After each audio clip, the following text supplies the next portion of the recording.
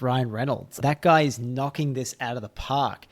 I saw he bought into Mint Mobile and then he went and just threw himself into their advertising. He ran hilarious ads that featured him and his huge profile, boosted the business massively, and then he turned it around and sold it to T-Mobile for over $1 billion.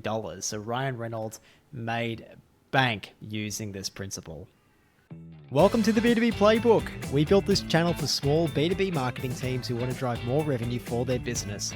Every week, we're showing you how to create more demand for your brand step by step using our 5Bs framework. So if you're time poor, resource strapped, but you still want to make a big impact on your business, make sure you hit that like and subscribe button down below so you don't miss an episode. Welcome back to the B2B Playbook. Listeners, Kevin, this is our podcast where we share step-by-step how to create demand. It's all about demand gen. We're showing you step-by-step using our 5Bs framework. We are deep into season 5, and we are actually talking about how you can use neuroscience or behavioral science to gently nudge your dream customers in the right direction. Today, we're going to be talking about the principle of liking and how you, my dear marketers, can use that to your advantage to get more from your marketing today. Now, what do we mean by liking? How we're more likely to say yes to someone that we like. It turns out that marketers can use that to their advantage, and it's not just for big brands. You can work this into your strategy too. We're also going to talk about the principle of authority. Now, we're going to get into this deeply and show you how you can use it. But you know, when you see toothpaste ads with the dentist endorsing it, that's using authority to manipulate you. Kev, I'm excited for today. I'm also excited, George, and it's another great episode where we're talking about what we've headline-grabbingly called mind tricks, but definitely another reminder to everyone listening that we're not really talking about mind tricks in the way that it sounds. We're talking about principles that will help make our marketing better, to help us better deliver the helpful value that we're trying to deliver out there through our helpful content and what have you, but just finding better ways to deliver it, faster ways to deliver it so that we can get value to our dream customers quicker, as you hopefully are trying to do as well.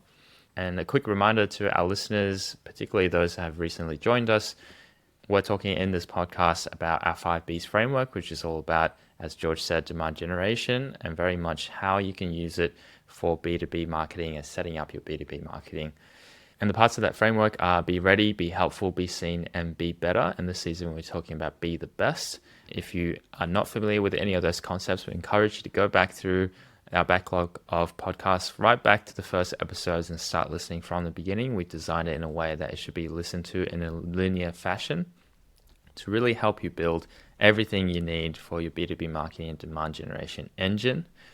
This season, as George said, we're talking about be the best, and that's why we're talking about these further areas of study, in particular mind tricks in this episode of liking and authority, which sit very well within be the best as principles to help you stay the forefront of your industry and the forefront in your B2B marketing. And listeners, look, don't mistake the principles that we're discussing this episode, the episode before, and I think the next one too, Kev. Don't mistake it as mere fluff. It's not. The principles of liking and authority, they're actually backed by years of psychological research, and they play a pivotal role in our everyday decision making.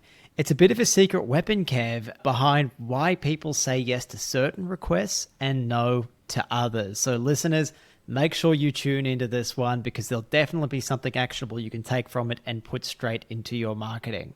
Well, George, to set the scene again, last week we were discussing in that first week these principles of influence, these principles of neuroscience marketing, and we take a lot of inspiration from Robert Cialdini's book, Influence. So a lot of you marketers might have heard of that one, but hopefully we can summarize some of the key principles that we drew from that book to help you influence your dream customers to make decisions that you want as well by using some of these psychological levers. And the first one that we're talking about today is liking. So let's kick into an introduction of that principle. Okay, Kev, look, we humans, we're all social creatures, some of us more than others, obviously, Kevin, and we are influenced by others' actions and emotions. So think about the last time you saw someone laugh uncontrollably. I'm sure it made you smile. If not, join them in laughing. The same goes for liking. When we like someone, our barriers, our guard, it drops. We're more likely to trust them and more inclined to agree with what they propose. Now, this principle was clearly showcased in this experiment that's called the telephone fundraising experiment. Cialdini discusses it in Influence, and in this experiment, fundraisers were asked to solicit donations over the phone. Now, some were instructed to find something in common with the individual on the other end of the phone before pitching for a donation. And remarkably, these fundraisers received twice the number of donations as their counterparts who jumped straight into the pitch. If you can find some kind of commonality with them, the effect of liking really comes into play. People were more willing to part with their money if they felt some kind of a connection to the fundraiser. That makes a lot of sense. We are all social beings at the end of the day. And if we're seeing ourselves within someone else, we're more likely to trust them and more likely to go along with what they're saying. Let's have a look at an example of this principle in practice. It's not just laboratory experiments that really support this power of the liking principle. There are a lot of world scenarios that show an abundance of evidence for this principle as well. If we just look at celebrity endorsements, for example, they're really a marketing staple these days. I think according to a 2020 report by Statista, the global market for celebrity endorsements is something around the $10 billion mark. That is absolutely huge. And that really just underlies the power and reach of these celebrity campaigns and endorsements, which are really centered around this idea and principle of liking. So what makes these celebrity endorsements work so well? Celebrities have legions of fans, a lot of people who admire and adore them and feel a personal connection with them, with the things that they stand for and work for and have done in their professional careers. And so when these celebrities endorse a product, their fans are significantly more likely to buy them. They make that association psychologically that a trusted friend in the celebrity is recommending the product, and that makes it much more attractive. Yeah, I think probably an even more modern, more relevant example than the 2020 data we gave, Kev, was Ryan Reynolds. That guy is knocking this out of the park. I saw he bought into Mint Mobile and then he went and just threw himself into their advertising. He ran hilarious ads that featured him and his huge profile, boosted the business massively, and then he turned it around and sold it to T-Mobile for over $1 billion. So Ryan Reynolds made bank using this principle. Yeah, he's definitely a great example, and he's done this with a lot of different things. He's brought a lot of his personal wealth and brand loyalty to the football club he invested in, Wrexham in the UK and Wales. He's done that with various different things, aviation gin. He's got, I think, a marketing agency as well, in fact. So Ryan Reynolds really leaning into it. And as he said on his own personal profile, he's now a part-time actor and a full-time business person. I think that's quite accurate. And that just shows you how much power celebrity endorsements and that principle of liking really has. He's a funny guy, he's a likable guy, and he's really using that to full advantage. All right, Kev, let's talk about how our marketers can actually use this in practice. We don't have to use celebrity endorsements, but actually quite a powerful way to use the liking principle is to show that you're similar to your customers and that you understand them. A great saying is that books are designed to make their ideas understood, but amazing copy should make the person reading it feel understood themselves. It should reflect their pains, their anxieties, their world, show that and understand it, show that you share their values and passions and experience. Of course, you can do this through your own storytelling. That's why Kev and I share our own experiences and stories, because we've experienced so many things that you and marketers have been through yourselves. And so it's important for us to share those stories to show that, hey, like, we're not full of crap. Like, we actually get it because we have been there ourselves. We've been through those hard times. We've felt your pain, but we've come out on the other side of it. So we are well equipped to be your guide. And that's why we harp on so much about that be ready stage, about really going back and understanding your dream customers, having those conversations with them, because not only will you deeply understand them, you start to learn the language, you start to learn the pain points, and you start to be able to do this activity of reflecting their language, reflecting their shared experiences within your copy, within your advertisements, within your communications with your dream customers. And every time you engage with them, you're showing that you're likable, you know what they're talking about, and you're on the same page and you feel their pain. And that will really help them get in to your corner, start to listen to what you're actually saying, actively listening rather than passively listening, so that you can start to deliver value to a much more engaged audience. Kev, we're currently processing applications for our demand gen program, the B2B Incubator. And as part of that, we'd like to have a call with those people who have applied to make sure that it's the right fit for them. And it is so gratifying that most of them tell me that as they went through our landing page for the B2B Incubator, they said it was like we were in their head. And that's what so many of them say. They're like, you are dealing with exactly what is in my head and what I need solved. And look, that's not a coincidence.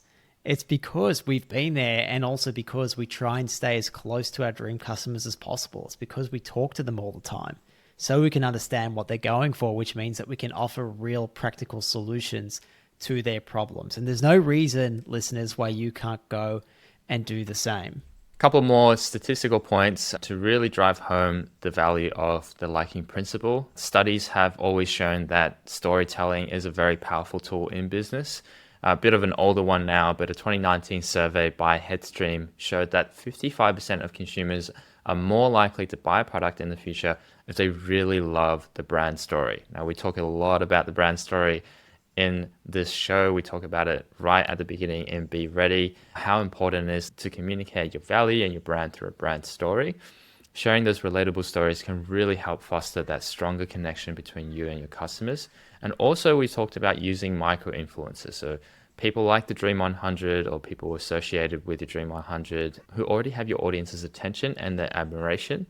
Have them on your webinar, have them in your event, interview them, like we've done, and really leverage the fact that your audience already likes them, and you can tap into that and understand a bit of that and try and emulate that for yourself as well as you go through it. But remember that authenticity is key here. You want to be helpful. You can't please everyone, but you want to be as genuine, as relatable as possible. You want to deeply connect with your target audience and really service them by delivering value that is on point, that is in their language. And that's the real magic of liking. It's not just about creating a positive image, about finding the next hot celebrity to try and endorse your product. It's about establishing genuine relationships of trust and fostering that relationship over time. And that really is the true bedrock of a lot of successful businesses. It's building that strong brand story, their brand around that story, building those relationships of trust and delivering value over time consistently. I think that's why it's so important in the B2B context for people to really identify their Dream 100, other people that influence your dream customers' decisions. Who is it that they're already working with? Who are they following? Who are their sources of information? And trying to partner up with them. They're not going to be big celebrities, but they're people that your buyers already trust. So you can leverage their relationship with them to get introduced to your brand. And if they like them, then there's a good chance that they're going to like you too. You know, if you act as a friend to that person and if you have something to genuinely offer their audience. Well, now onto the principle of authority. And in simple terms, it's the idea that we're more inclined to follow directions and suggestions offered by a figure that we view as knowledgeable or an expert in a particular area. Again, one that we lean heavily on in the framework. We tell you to become an expert in your area to build that position as an expert in your industry. And this is one of the principles of why we really harp on about that. Ever wonder why all those advertisements for toothpaste brands have dentists saying how effective they are? That's the authority principle at work. Okay, Kev, to get into this principle a little bit more, it really operates on our predisposition as humans to trust and follow those that we perceive as experts or authorities. Now, this predisposition, Kev, is so deeply ingrained in our psychology. After all, if someone has in-depth knowledge or experience in a particular area, surely taking their advice only seems logical, right? This principle was beautifully illustrated by Cialdini in his book with reference to the Milgram experiment. It's quite well known. I think Netflix actually made a series about it. But for those who don't know, the experiment's design got participants who were willing to administer what they thought were painful electric shocks to other people, just because an authoritative figure, being a scientist in a lab coat, told them to do. It proves how we readily conform to instructions when we perceive the person giving them as an authority. So to get further into this experiment that was conducted in the 60s, Kev, participants were asked to administer electric shocks to a learner every time they answered a question incorrectly. The shocks were not real, but the participants did not know this. Now, despite hearing the supposed learner's pain cries and protests, shockingly, 65% of participants continued to administer the shocks simply because a researcher in a lab coat, being the authoritative figure, asked them to. Now, this experiment shows just how far people are willing to go when under the influence of perceived authority. That certainly is a bit of a scary experiment, George, and one that it really does illustrate that principle, but in possibly a negative light. And there's a lot of variations on that experiment over time that really goes into other aspects of the human psyche, but we won't get into those. Safe to say that the authority principle certainly is tried and true and tested. It's certainly not just a laboratory phenomenon either. It really has real world implications, particularly in our space in the marketing industry. As we covered, there's often advertisements featuring experts like doctors endorsing health products or celebrity chefs recommending particular types of kitchenware and things like that. We've all seen those. These endorsements obviously wield a significant amount of power over consumers. And I think in a 2021 report by Business Wire, the endorsement marketing industry was valued at something like 20 billion, so even greater than the celebrity endorsement market, which I'm sure that falls in part into. And that's really just one astronomical figure to underline just how much we as consumers are swayed by the seal of approval from these authoritative figures, or what we perceive as authoritative figures. And we can see this done in tons of industries, right, Kev? Big examples that everyone knows about that are no-brainers are the partnership between Michael Jordan and Nike, right? Jordan's endorsement of the Air Jordan line hugely boosted Nike's sales and really solidified its place as a leading sports brand.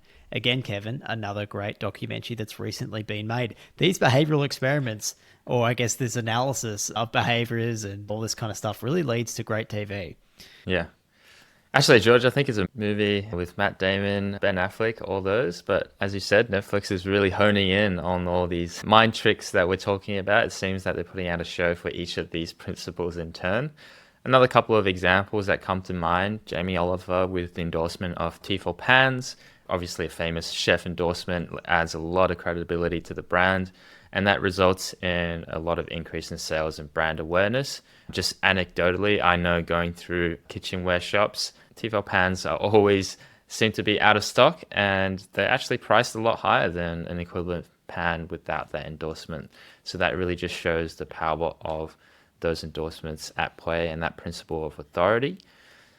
And something of more personal interest to us, we love the Tim Ferriss podcast and his endorsements of things like Athletic Greens, or for myself, 8 Sleep, even Aura Ring. These brands are stuff that we already know. I have an Aura Ring purely because he's endorsed it and I had to give it a go. I think 8 Sleep is on the list of things that I want to try, but it's just ridiculously expensive, maybe one day. And I haven't really gotten to the personal supplement space yet, but I'm sure Tim Ferriss will work his magic and will eventually get there. But that, again, listeners, just shows you how much power these authority endorsements and seals of approval really have on our psyche and on our purchase decisions. Oh, I want the 8 Sleep so bad, Kevin. It is also in the too expensive to purchase list for me. For me, it's a one-day thing. I feel like the day that I've really made it, that's when I will buy 8 Sleep. For those who don't know, it's a mattress that both sides can heat up and cool down based on the perfect body temperature that your body needs to keep you in a deep sleep. And look, the reason that we trust Tim is he's the ultimate tester, body hacker. I know that this guy just spends his life trying to optimize things like his sleep. So I'm not even going to bother going and looking at other solutions out there, because if Tim recommends it and he swears by it, hell yeah, I'm going to listen to Tim and buy it when I can afford it. I think a timely reminder here is to say that just like applying the other principles of neuroscience, authority, when it's applied correctly, is really powerful, and that's what we encourage you to do.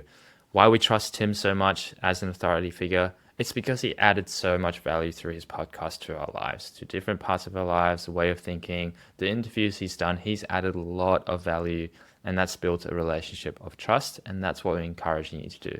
Offer that value up front, and then that endorsement, that authority figure is naturally established. He's established as an expert, and now we trust him. Okay, so there's a few ways we've already shown you that you can integrate this into your marketing. I guess one is by associating with influencers in your industry and leveraging their authority. Again, you should really establish your brand as an authority in your own field. You can do that by sharing content that is truly written by subject matter experts, not just by the marketing department, but by subject matter experts that have real in-depth knowledge. They provide tons of value or insights.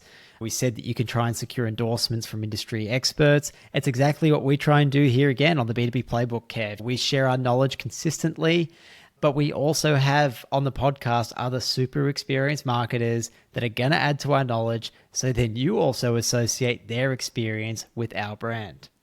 And vice versa, right? We also want to give those who feel that sense of trust within our content, within our brand. We want to give that to those experts coming on our show as well. And you can also take inspiration from the Milgram experiment as well, at least the good part. It's important to look the part. You want to look like an authoritative person when you do your content. If you're doing a content series featuring someone with a PhD, shoot it with books in the background, add some gravitas to the situation. If it's medical, get them to throw on a lab coat. And as B2B marketers, we're constantly trying to at least put a collar on so people will take us a little bit more seriously as marketers. But at the same time, do things in your surrounding, in your setting to show that you are the authority figure in more ways than one, and subtly as well. Yeah, today I forgot my collar, Kevin, but I'm wearing a brand new shirt. But I've got the books behind me, right? I've got the books, I've got the B2B Playbook logo, shows I'm well read. Yeah, so at least I've got that going for me. You don't have the books behind you, so you got to wear a collar. That's it. Between us, we get there. Hopefully we have been able to show our authority in our visuals as well. And I think platforms like Skillshare and things like that really show that as well. The presenters are generally well dressed and really show off their expertise when they present the material. So keep that in mind, listeners. All right, key takeaways for this episode. First is the principle of liking. That really is going to be a secret weapon. Basically, we tend to favor folks who are a bit like us or who we feel connected to. So as marketers, we should try and tap into this when we try and deliver value. How? Tell genuine stories. So build those brand stories, communicate your brand and pain points and the value that you add through those genuine brand stories that you've built, and show off your shared values and just be yourself. At the end of the day, your dream customers will be attracted to your authenticity. Start to like that, not something that looks fake. Celebrity endorsements and captivating brand stories are proof that this stuff works, but we hope that you really go for a stream of that is based around being helpful and being authentic. The second principle that we talked about today was that of authority. So that is basically that people tend to trust the expert. We all have that tendency to follow advice from those that we see as knowledgeable. So why not use that in marketing as well? Become the go-to expert, share some eye-opening insights, deliver value, and also potentially get that thumbs up from folks who are already known as authorities in your field. And trust me, that will rub off. It's not just theory. That effect of expert endorsements on sales is really huge, as I'm sure we've all seen. Beautiful. Thank you, Kevin. Okay, listeners, you can find links to everything that we discussed in the show notes. Next week, we're going to keep going with this. We're going to be looking at a few more principles that you can use, a few more mind tricks, as our clickbaity title will say, but no, a few more ways you can leverage behavioral science to nudge your dream customers in the right direction. Kevin and I are so grateful that every week more and more marketers tune in every Monday to the B2B Playbook. And if we can ask one thing, it would be to please pass the show on to someone who you think would get value from it. Also, check us out on YouTube. Make sure you like, subscribe, comment. It's a huge help to us and we'd really appreciate it. Thank you, Kev. Thank you, listeners. Take care and catch you next week. Thank you, George. Thank you, listeners. Catch you all next week.